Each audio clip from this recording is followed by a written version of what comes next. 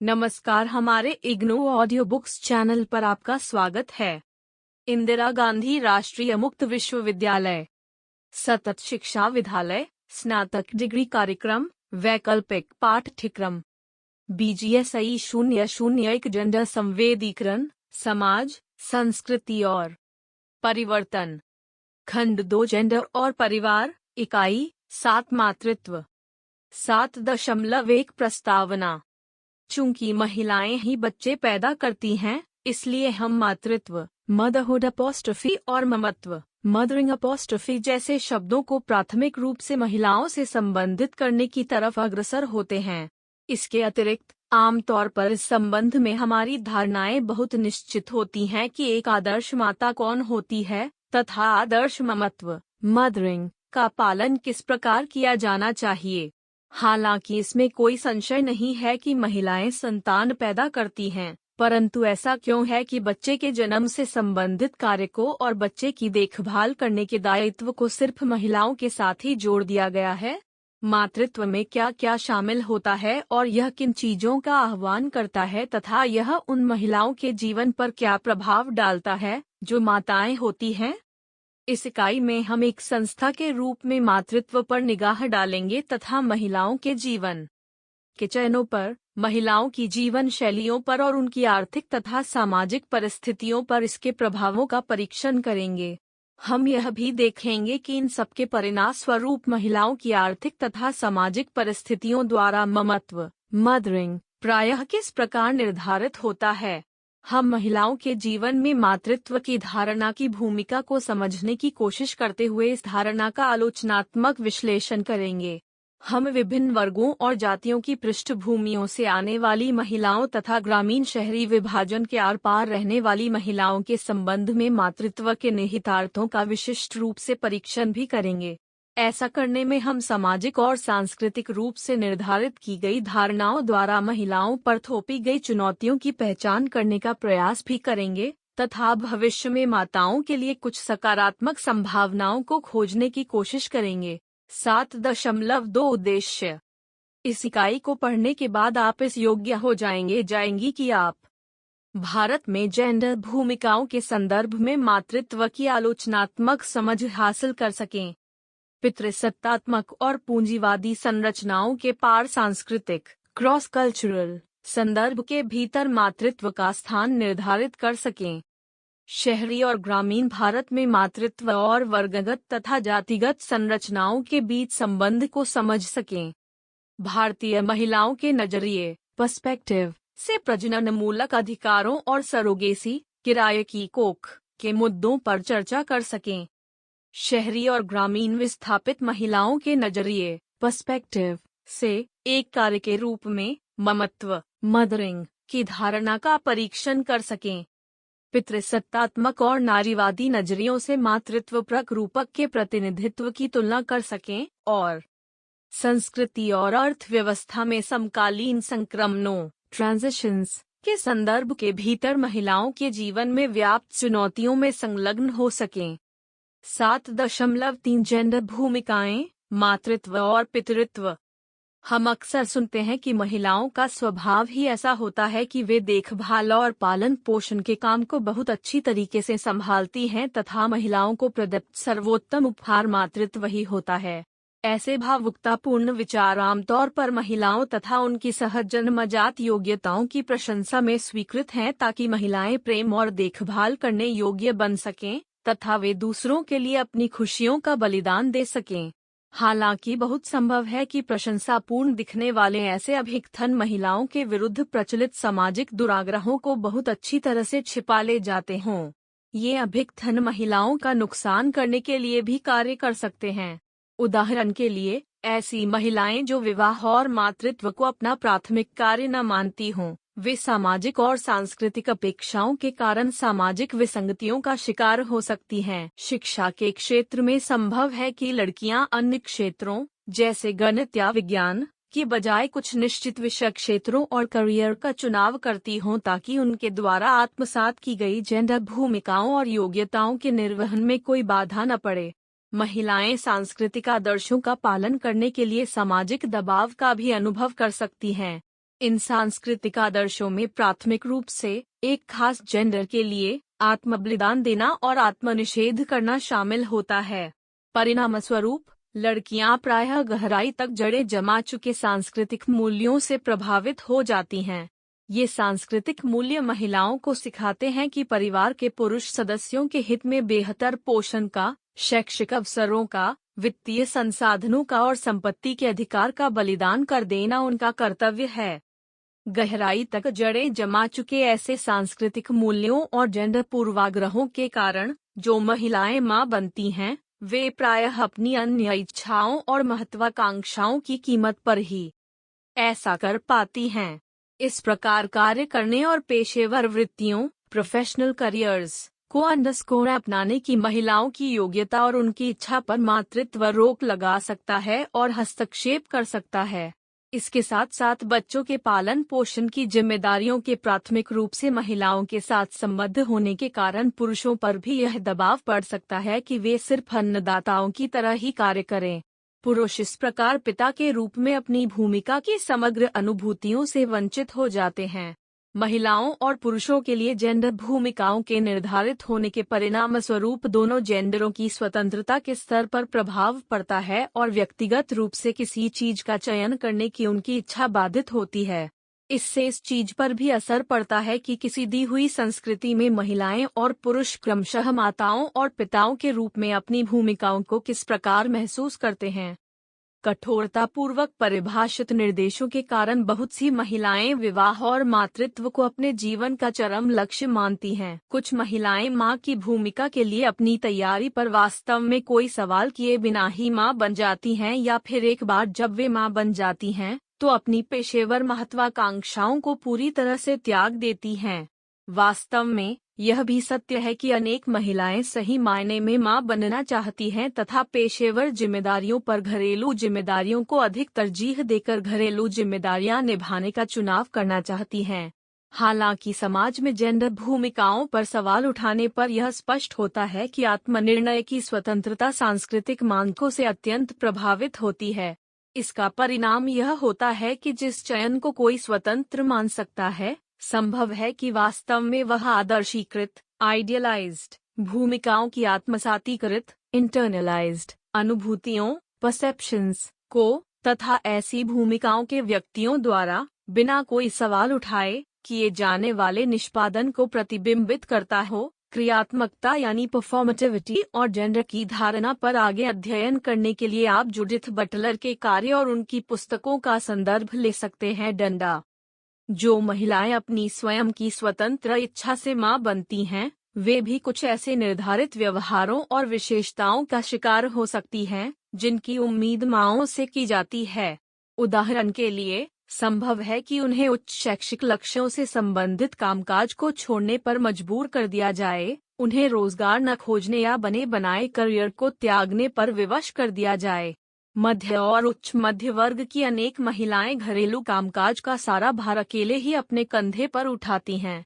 ये भार ममत्व मदरिंग से जुड़े हुए हैं, जैसे परिवार के लिए भोजन पकाना, बच्चों को स्कूल जाने के लिए तैयार करना, बच्चों को दिए गए गृह कार्य की देखरेख करना तथा अन्य शैक्षिक जरूरतें।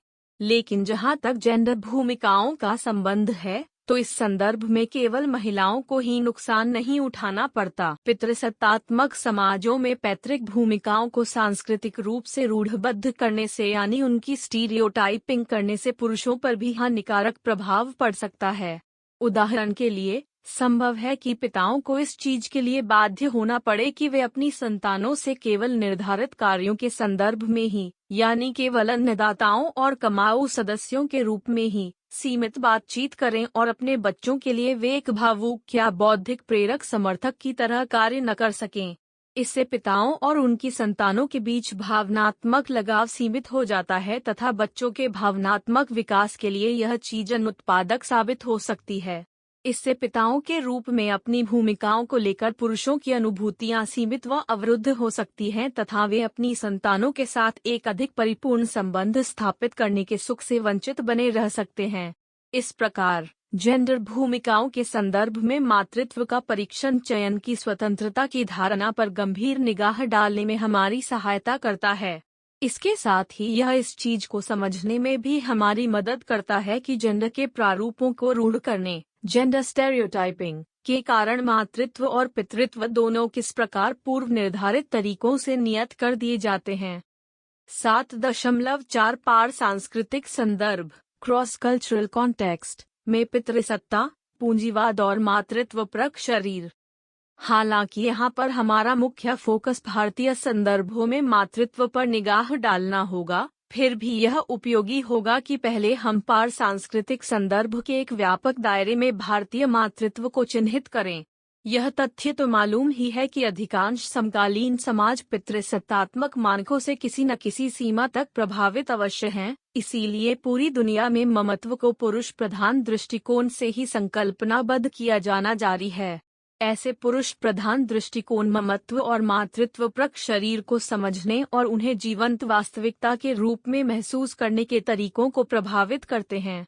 एक तरफ पितृसत्तात्मक संस्कृतियों में महिलाओं के शरीरों का वस्तुकरण ऑब्जेक्टिफिकेशन करने का परिणाम यह हो सकता है कि उस महिला शरीर को कुछ निर्धारित सांस्कृतिक उम्मीदों तथा सौंदर्य के मिथकों के अनुरूप बनाने का प्रयास किया जाए, जैसे कि महिलाओं का शरीर छरहरा हो और त्वचा चमकदार हो। डंडा मातृत्वपरक शरीरों के संदर्भ में इसके बहुत विशिष्ट निहितार्थ होते हैं। पश्चिम के नारीवादी अध्येताओं ने रेखांकित किया है कि व्यवहार करने और दिखने अपीयरेंस के तय प्रतिमानों में ढलने की खातिर मातृत्वपरक शरीर अनुशासित होते हैं। उदाहरण के लिए अमेरिका में इवा फेडर किट्टे जैसी कुछ नारीवादियों ने महिलाओं के शरीरों पर, गर्भधारण पर और बच्चा पैदा करने पर पितृसत्तात्मक नियंत्रण के प्रभाव पर खासा जोर दिया है। मातृत्व के चिकित्सकीकरण मेडिकलाइजेशन की वजह से अधिकांश संस्कृतियों में गर्भधारण करने और बच्चा पैदा करने को अक्सर एक बीमारी की तरह मान लिया जाता है। किट्टे 1983 डंडा जेना साविकी जैसी कुछ अन्य अध्येताओं ने दार्शनिक मिशेल फुको के कार्य का अनुसरण करते हुए अपने सिद्धांतों, ये सिद्धांत इस चीज से संबंधित हैं कि समाज में शक्ति का संचलन किस प्रकार होता है, के प्रकाश में महिलाओं तथा मातृत्वपरक शरीरों को अनुशासित करने की प्रक्रिया को व्याख्यायित किया है। फुको के अनुसार समष्टि स्तरों पर कार्य करने वाली शक्ति प्रणालियां रिसकर नीचे व्यष्टि स्तरों तक जाती हैं तथा व्यक्तियों के मध्य कार्य करने वाले शक्ति संबंधों के जरिए ये बारंबार व्यक्त होती रहती हैं। देखें जेना साविकी 1991। समकालीन समय में इन बृहत्तर शक्ति प्रणालियों में पूंजीवाद, प्रजातिवाद, रेसिज्म और अन्य ताकतें शामिल हो सकती हैं।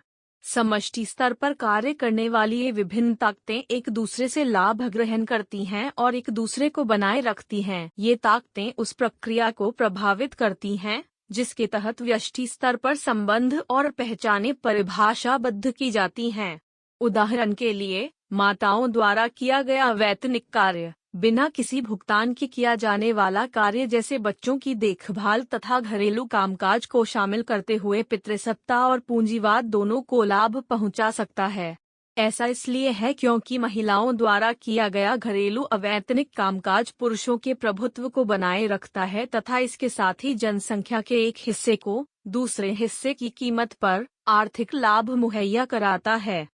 इस नजरिए से देखने पर यह स्पष्ट होता है कि महिलाओं और माताओं के दमन के लिए अकेले पितृसत्ता ही जिम्मेदार नहीं होती, बल्कि पितृसत्ता अन्य दमनकारी ताकतों जैसे पूंजीवाद, प्रजातिवाद और जातिवाद के साथ मिलकर कार्य करती है।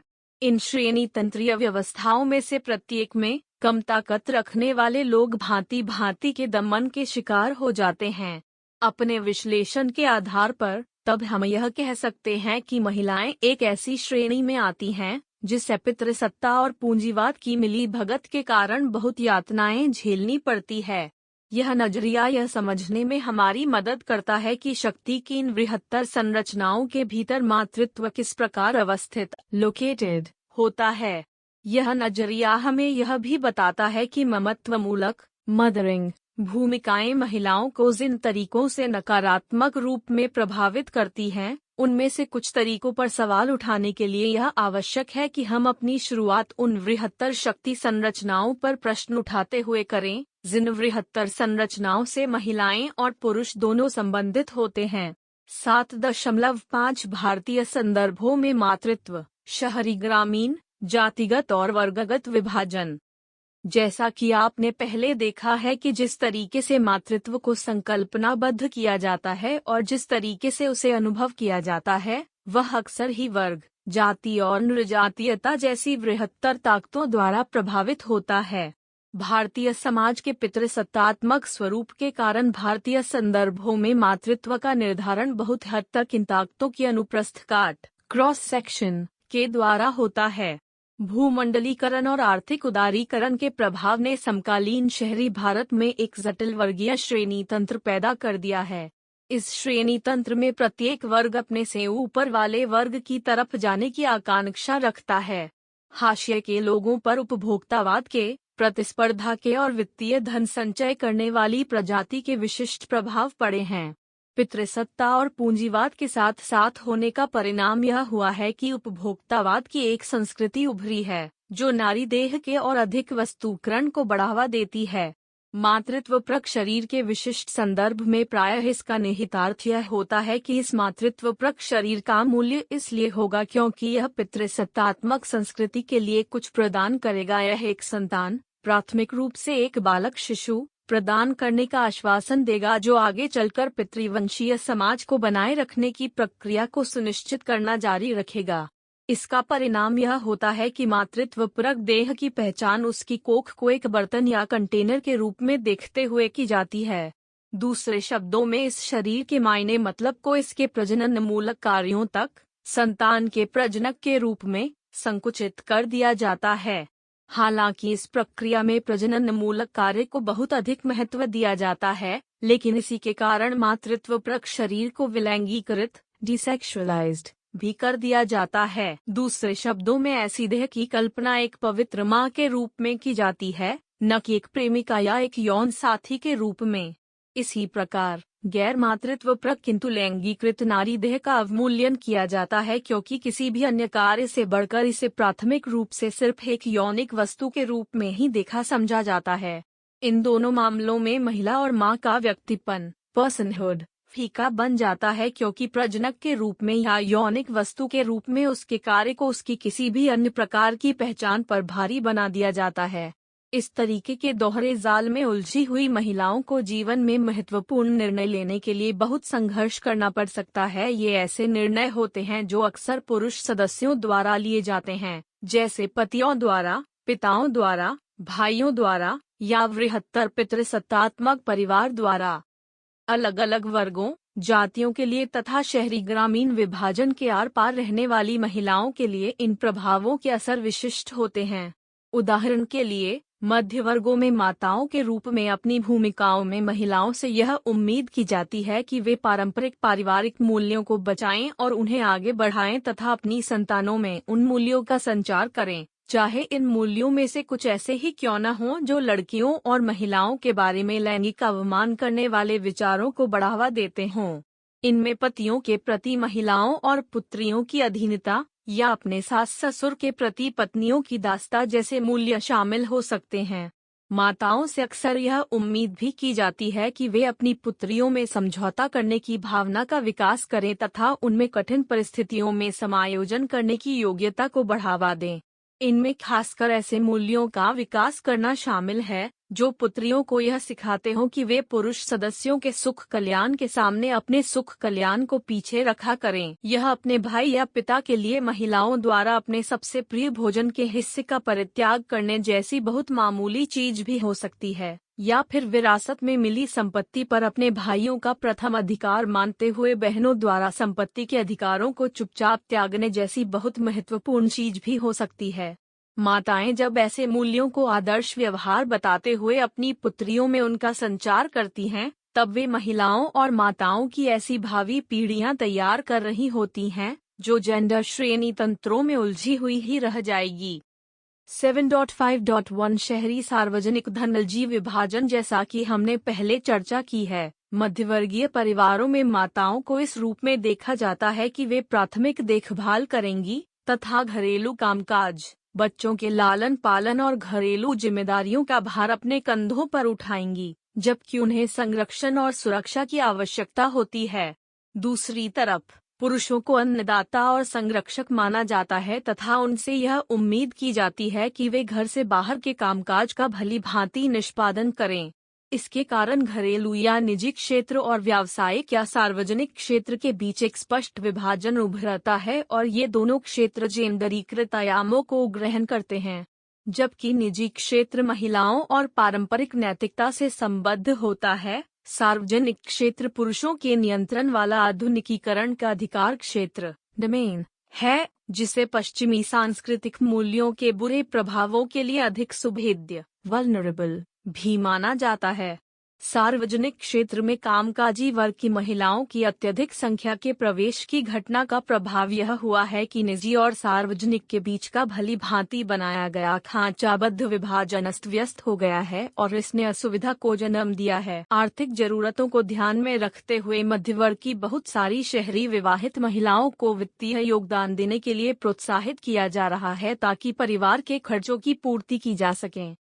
हालांकि महिलाओं के लिए सांस्कृतिक रूप से कायम द्वितीय दर्जे का मतलब यह है कि परिवार में कमाकर लाए जाने वाले धन का बड़ा हिस्सा अभी भी पुरुषों को ही लाना पड़ता है। इसके अतिरिक्त सामाजिक अपेक्षाओं के आधार पर युवा माताओं को अपनी व्यावसायिक आकांक्षाएं सिकोड़नी पड़ सकती हैं या उन्हें किसी ऐसे पेशे करियर का चुनाव करना पड़ सकता है जिसे सम्मान की दृष्टि से देखा जाता हो, जैसे अध्यापन का या नर्सिंग का पेशा। समकालीन समय में, खास तौर पर शहरी इलाकों में, भूमंडलीकरण की नई आर्थिक प्रवृत्तियों के उभार के कारण महिलाओं से की जाने वाली इन उम्मीदों में से अनेक बहुत तेजी से बदल रही हैं। ये नई प्रवृत्तियां उस नजरिए में रूपांतरण और परिवर्तन ला रही हैं, जिस नजरिए से महिलाएं और माताएं खुद की योग्यता को देखती हैं। साथ ही साथ उस नजरिए में भी परिवर्तन आ रहे हैं जिस नजरिए से अन्य लोग महिलाओं और माताओं को देखते हैं। पारंपरिक रूप से ममत्व मदरिंग को एक ऐसी गतिविधि के रूप में देखा जाता रहा है जो मुख्यतः निजी या घरेलू दायरे में निष्पादित की जाती हो।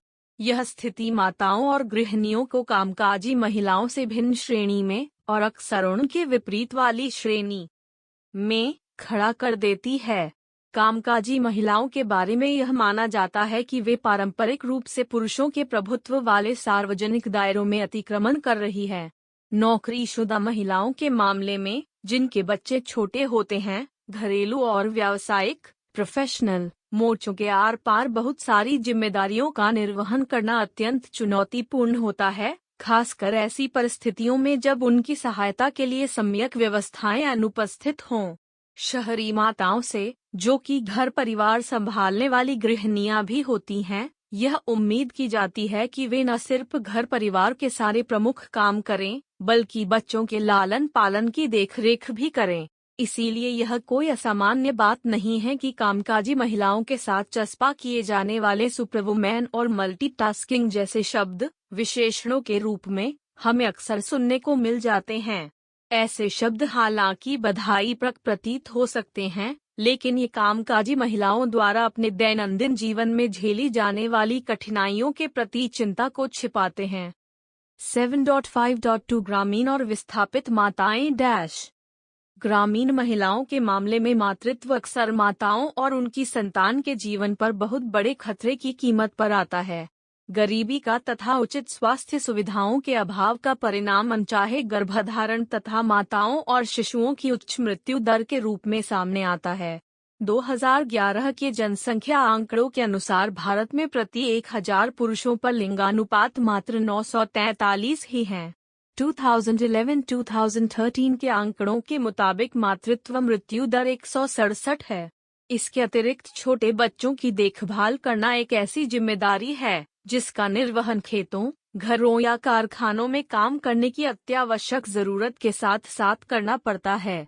ग्रामीण महिलाएं अपने तथा अपनी संतानों के पोषण, स्वास्थ्य और शिक्षा की बुनियादी जरूरतों के लिए अनेक चुनौतियों का सामना करती हैं और इन सब के लिए उन्हें बहुत संघर्ष करना पड़ता है। शिक्षा और आर्थिक संसाधनों के अभाव के कारण गर्भनिरोधक साधनों तक उनकी पहुंच नहीं होती। इसका परिणाम यह होता है कि अपने स्वास्थ्य को खतरे में डालते हुए उन्हें अवांछित गर्भधारण करना पड़ सकता है या वे ऐसे निर्णय लेने के योग्य नहीं हो सकती कि उन्हें कितने बच्चे पैदा करने चाहिए। कृषि क्षेत्र में काम करने वाली अनेक ग्रामीण महिलाएं घर के बाहर और भीतर दोनों जगह काम करती हैं। हालांकि इस काम का अधिकांश हिस्सा जेंडर पूर्वाग्रहों के कारण अनदेखा ही रह जाता है। 2011 के जनसंख्या आंकड़ों के मुताबिक ग्रामीण महिलाओं के कार्यशील घंटे निजी और सार्वजनिक क्षेत्र दोनों घर और कृषि क्षेत्र 25.6 है तथा पुरुषों के मामले में यह 51.7 है। खास तौर पर ग्रामीण विस्थापित महिलाओं को मातृत्व की जिम्मेदारियां पूरी करने के लिए बहुत ही कठिन परिस्थितियों का सामना करना पड़ता है। आपने ध्यान दिया होगा कि ऐसी महिलाएं इमारतों आदि के निर्माण स्थल पर कार्य करती हैं। इन निर्माण स्थलों के आसपास ही इनके नवजात शिशु और बहुत छोटे छोटे बच्चे खतरनाक स्थितियों में असुरक्षित तरीके से अपनी देखभाल स्वयं करने के लिए छोड़ दिए गए होते हैं। शहरी और ग्रामीण दोनों प्रकार की व्यवस्थाओं में इन गरीब महिलाओं के पास यह विकल्प नहीं होता कि वे अपने बच्चों को सुरक्षा, पोषण और शिक्षा की सुविधाएं मुहैया करा सकें। अनेक विस्थापित ग्रामीण महिलाओं को मध्य वर्ग और उच्च वर्ग के शहरी लोगों के घरों में साफ सफाई या चौका बर्तन करने आदि का काम मिल जाता है। तब भी जबकि ऐसी महिलाएं बच्चों की देखरेख और ममत्व मदरिंग का कार्य करती हैं, जातिगत और वर्गगत विभाजनों को लगभग हमेशा ही कायम रखा जाता है। अपने स्वयं के बच्चों को पालने के संदर्भ में अनेक ग्रामीण और गरीब महिलाओं को गंभीर आर्थिक अभावों का सामना करना पड़ता है। जैसा कि आप देख सकते हैं, मातृत्व जाति और वर्ग से उपजे जटिल दमन चक्र के भीतर गुथा होता है, जो इन महिलाओं की जिंदगियों को परिभाषित करता है। इस प्रकार विभिन्न वर्गों और जातियों की शहरी और ग्रामीण महिलाओं पर जरा सी निगाह डालने भर से यह पता चल जाता है कि जबकि वर्गों के आर पार महिलाओं को घरेलू और आर्थिक जिम्मेदारियों का भार अपने कंधों पर उठाना पड़ता है, एक संस्था के रूप में मातृत्व का निर्धारण पितृसत्तात्मक ताकतों द्वारा होता है। ये ताकतें महिलाओं की बहुसंख्या के नियंत्रण के बाहर होती हैं। आप सुन रहे ऑडियो लर्निंग को 7.6 प्रजनन और सरगसी किराए की कोख। प्रजनन मूलक अधिकार या इस चीज का अधिकार कि कब कैसे बच्चे को जन्म दिया जाए, जन्म दिया भी जाए या नहीं, ये अधिकार अनेक समाजों में महिलाओं की व्यक्तिगत स्वतंत्रताओं के सूचक होते हैं। अनेक पश्चिमी देशों में चयनवादी प्रो चॉइस और जीवनवादी प्रो लाइफ समूहों के बीच के विरोध को धार्मिक के साथ साथ सांस्कृतिक कारकों के माध्यम से भी चिन्हित किया जा सकता है। उदाहरण के लिए, संयुक्त राज्य अमेरिका में नारी आंदोलन को अनेक दशकों तक महिलाओं के इस अधिकार के लिए संघर्ष करना पड़ा कि वे गर्भधारण करने या न करने का चुनाव कर सकें। सन 1973 में रो बनाम वेड मामले रो वीज वेड केस में दिए गए निर्णय में टेक्सास की एक महिला को यह अधिकार मिला कि वह अपने गर्भ को गिरा सके। महिलाओं की प्रजनन मूलक स्वायत्तता के संदर्भ में यह निर्णय मील का पत्थर साबित हुआ। भारत में 1971 के चिकित्सकीय गर्भपात अधिनियम ने 18 वर्ष से अधिक उम्र वाली महिलाओं के लिए गर्भपात को वैध बनाया। अविवाहित महिलाओं के मामले में अभिभावक की लिखित सहमति आवश्यक होगी। डंडा। हालांकि कानूनी अधिकारों के बावजूद अनेक सांस्कृतिक प्रतिबंध अभी भी जारी हैं, जो अपने प्रजनन मूलक अधिकारों के संबंध में महिलाओं द्वारा चुने जा सकने वाले विकल्पों को सीमित करते हैं। उदाहरण के लिए, कन्या भ्रूण हत्या, गर्भ में ही कन्या भ्रूण को समाप्त करना, और कन्या शिशु हत्या, किसी नवजात बालिका शिशु को उसके जन्म के 1 साल के भीतर मार डालना की समस्याएं एक ऐसी संस्कृति में अभी भी जारी हैं, जो पुत्रों को अधिक वरीयता देती है और पत्नियों को परिवार के लिए अगर अभिशाप नहीं तो बोझ जरूर मानती है। कन्या शिशु हत्या का वर्णन टंडन और शर्मा निम्नलिखित शब्दों में करते हैं: यह किसी बालिका शिशु की उसके जन्म के 1 साल के भीतर जानबूझकर और इरादतन की गई हत्या है, चाहे यह हत्या जहरीले जैविक या जैविक रसायन का प्रयोग करके प्रत्यक्ष रूप से की जाती हो अथवा माता पिता में से किसी एक द्वारा या परिवार के किसी अन्य सदस्य द्वारा या पड़ोसियों द्वारा या दाई मिडवाइफ द्वारा बालिका शिशु के खान पान की इरादतन उपेक्षा करके अप्रत्यक्ष रूप से की जाती हो। टंडन एंड शर्मा 2006। 3 टंडा। हालांकि गर्भ में पलने वाले बच्चे का लिंग निर्धारण करने की प्रक्रिया भारत में गैर कानूनी घोषित कर दी गई है, फिर भी अनेक युवा माताओं को अपने गर्भ का लिंग परीक्षण करवाने और अगर गर्भ में बालिका शिशु है तो गर्भपात करवाने के लिए मजबूर कर दिया जाता है। ग्रामीण से लेकर शहरी भारत तक कन्या शिशु हत्या भी आज एक विकराल समस्या बनी हुई है। 2013 के आंकड़ों के अनुसार शिशु मृत्यु दर 40 है। इन सब के अलावा, जैसा कि हमने पहले भी रेखांकित किया है, अगर कोई बालिका शिशु जीवित बच भी जाती है तो उसे पोषण, शिक्षा, वित्तीय संसाधनों और रोजगार के अवसरों के मामले में हमेशा नुकसान ही झेलना पड़ता है। बच्चा गोद लेने के मामले में हमारे देश में अभी भी बालक शिशु को गोद लेना अधिक वरीयता प्राप्त माना जाता है। माताओं पिताओं की बहुत बड़ी संख्या बालक शिशु को गोद लेने को ही वरीयता देती है। 2014 के आंकड़ों के अनुसार भारत में लगभग 6,750 बालिकाओं और 4,460 बालकों को गोद लिया गया। इस सूची में महाराष्ट्र शिखर पर है, जहां 1,465 बालिकाओं और 1,208 बालकों को गोद लिया गया। अप्रैल से जून 2015 के बीच भारत में बच्चा गोद देने वाले केंद्रों के पास युगलों की तरफ से बालिकाएं गोद लेने के लगभग 1,240 आवेदन तथा बालक गोद लेने के 718 आवेदन आए। जैसा कि आपने ऊपर देखा है, पूंजीवादी और उपभोक्तावादी ताकतें मातृत्वपरक देह के जारी वस्तुकरण पर व्यापक असर डालती हैं। एक संस्थान के रूप में सरोगेसी यानी किराए पर कोख देने का विषय भारत में बहस मुबाहिसों का एक ज्वलंत मुद्दा है। इसमें गर्भधारण के उद्देश्य से कोई महिला किसी दूसरी महिला को किराए पर अपनी कोख देती है और आमतौर पर उसे कोख देने के बदले कुछ रुपए मिल जाते हैं। सरोगेट माताएं अक्सर गरीब ग्रामीण महिलाएं होती हैं, जो वित्तीय लाभों के बदले किराए पर अपनी कोख देने का चुनाव करती हैं।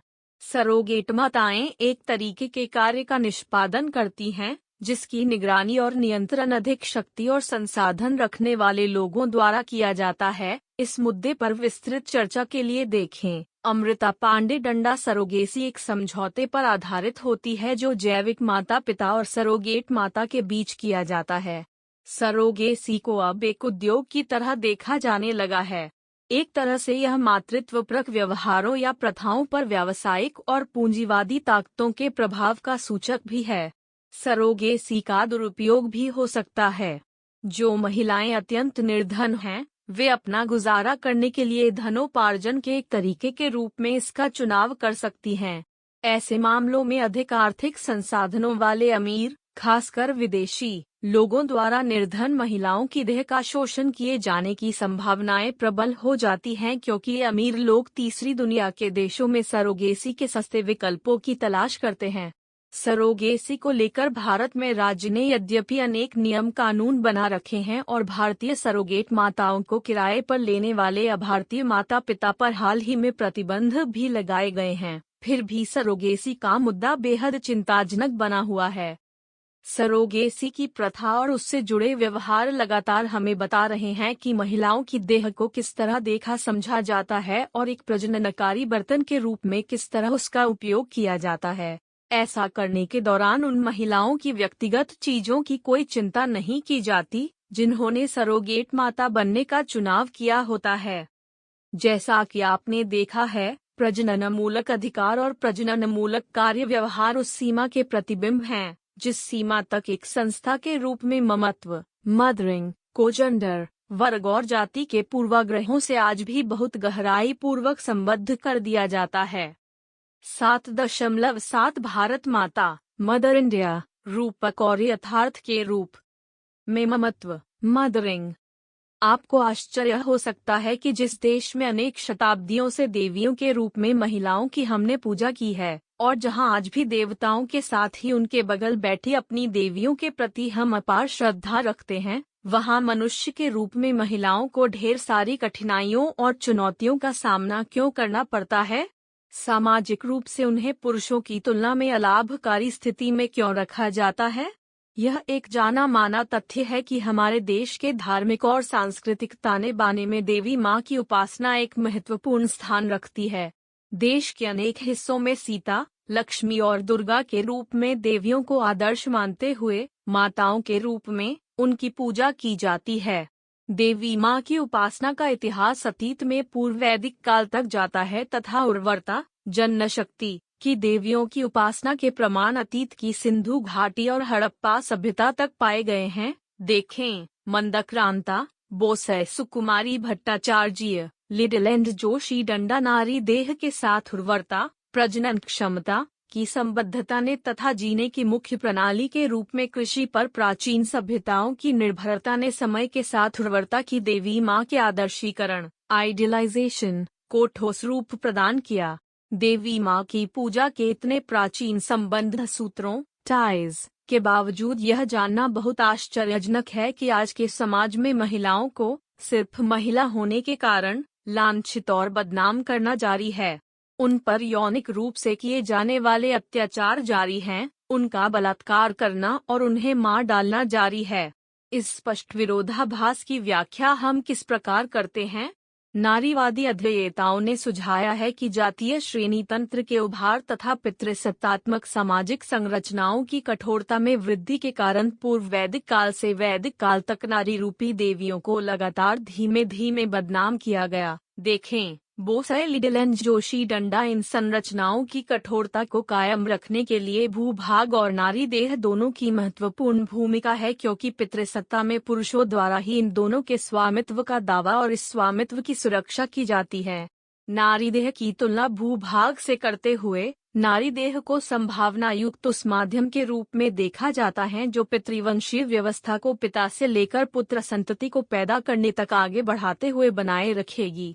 पितृसत्तात्मक संरचनाओं के भीतर जिस तरह भूभाग को विदेशी ताकतों द्वारा किए जाने वाले अतिक्रमणों से सुरक्षित रखा जा सकता है और उसकी रखवाली की जा सकती है, उसी तरह महिला के शरीर को भी नियंत्रित किए जाने वाले एक स्थल साइट के रूप में देखा समझा जाता है। भावी संततियों की जातीय और नृजातीय शुद्धता को बनाए रखने के संदर्भ में मातृत्वपरक देह शरीर की शुद्धता और पवित्रता की महत्वपूर्ण भूमिका होती है।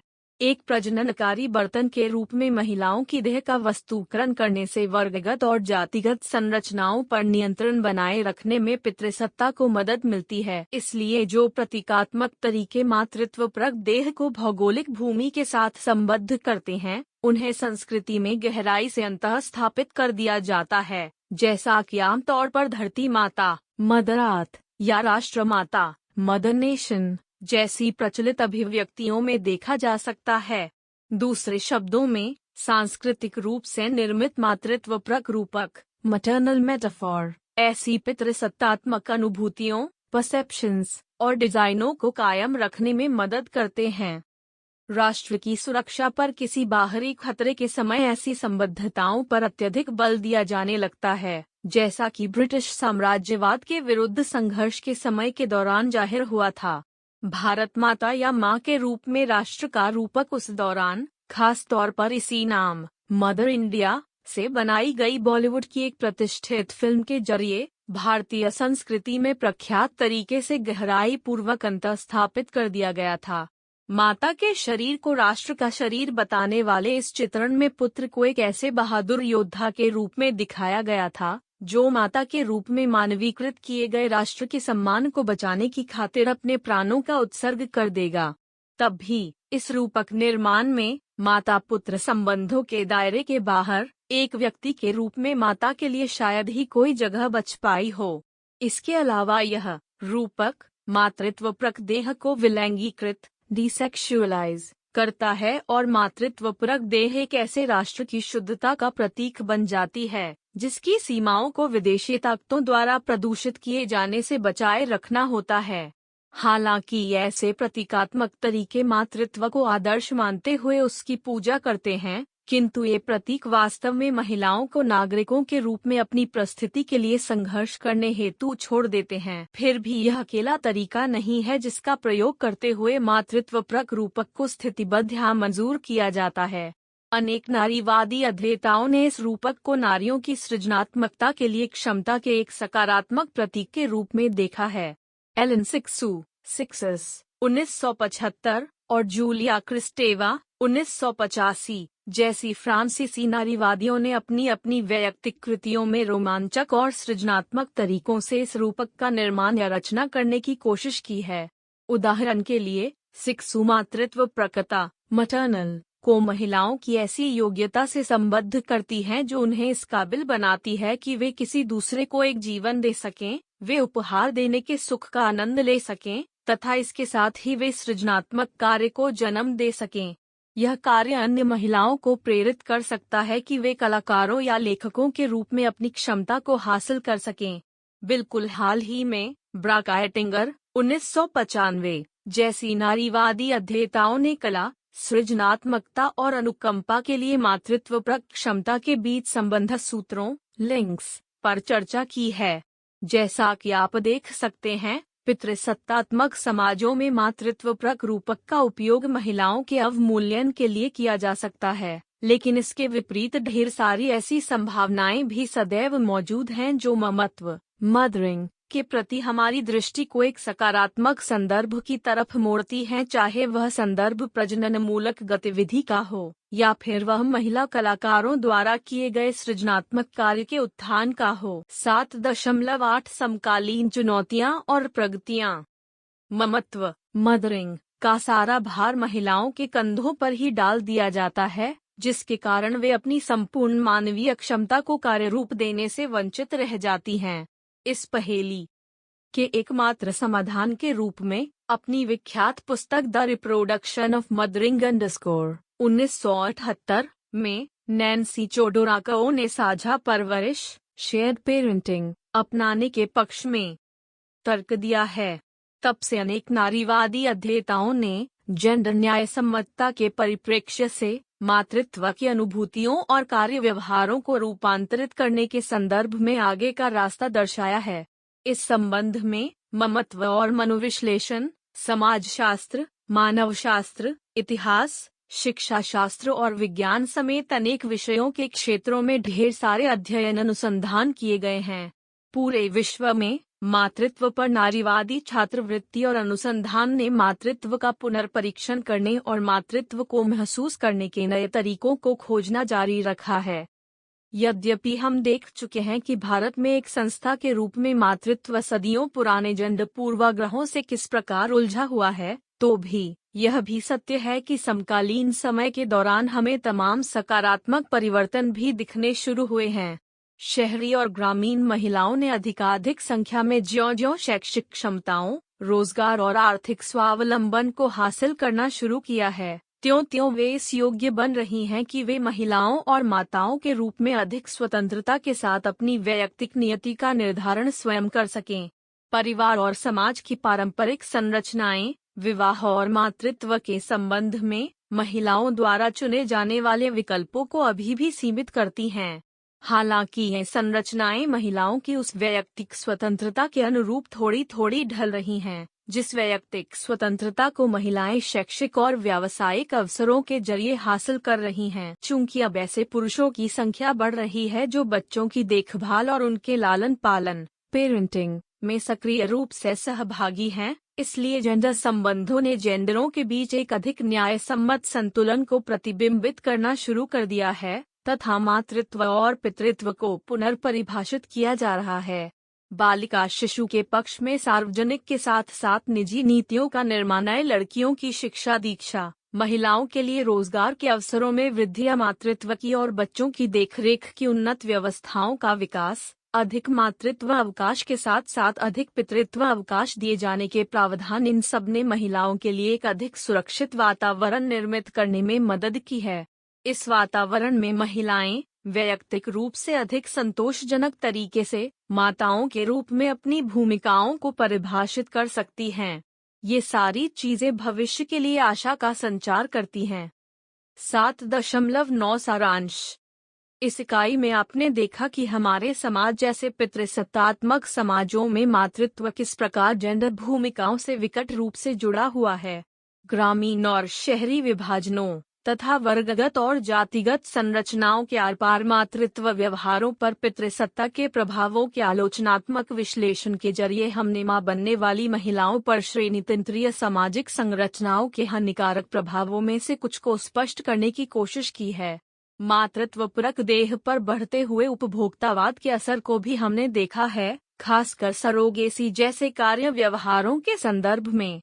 मातृत्वपरक भूमिकाओं के प्रतिनिधित्व पर सांस्कृतिक विरासतों के प्रभाव का परीक्षण भी किया गया है।